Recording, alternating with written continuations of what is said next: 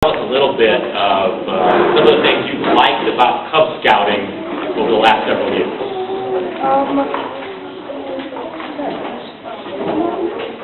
The camp out and the camping experience they have, yeah?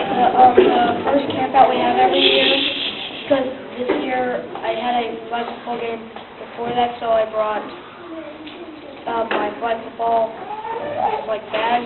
So I kind of organized a small game like in the morning and the afternoon, so I had a lot of fun with the other kids, like the Bears. The first year we been playing a football game. And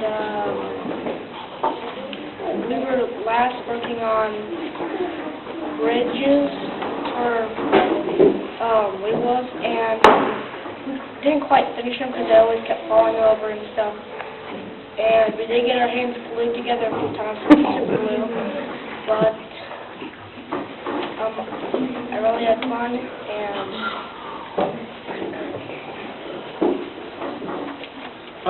that's great. And those are good things. That's what this experience is about, learning things, trying to glue your hands together. That's what we hope to achieve. There's probably some activity pin somewhere like this or something for that one.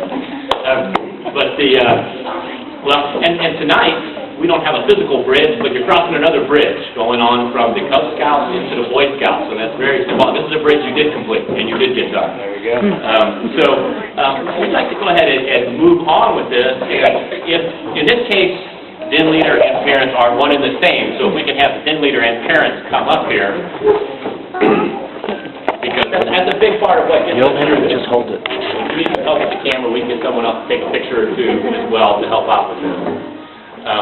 Because we know that's a big part of Cub Scouting, is parent involvement, and especially in this case where you're the den leader as well, making this possible and making it happen. So you guys can kind of go through this process with them at the same time.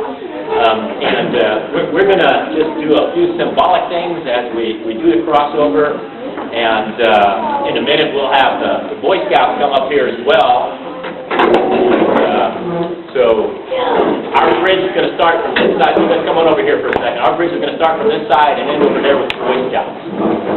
And we're going to go through as symbolic of the arrow of light. We're going to light some candles as we talk about a couple of things. And our chairman there is going to help us get the fire ready to go on this. Although I know you already know how to start fires and everything. Probably don't even need the light or a couple sticks, and you can probably move right through it. The first candle we're going to light is representative of the lessons you've learned in Cub Scouting about things like goodwill and doing your best, and how that has helped you up to this point, but these are lessons you'll need to keep carrying forward in Boy Scouts as you move forward to there.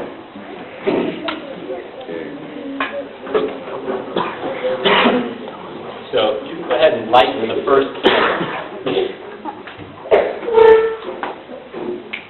Okay, Boy Scouts, we're going to work on this later. We can perfect the fire technique. 2 sticks, might have worked better actually. The second candle we're going to light has to do with the Scout Law. And I know as a Weeblo, that's part of what you've been learning these last couple of years, learning about the 12 points. And you're going to have leaders and other Scouts that will help you. Just a second, we'll get there. Anxious to get there. We all are. Everybody's there. But it's going to be your job now to live those 12 points out of the Scout Law about being trustworthy, loyal, helpful, friendly, courteous, kind, obedient, cheerful. I'm sure that the rest of the Weeblos can all chime in. You guys are learning all these as you're going there. Thrifty, brave, clean, and reverent.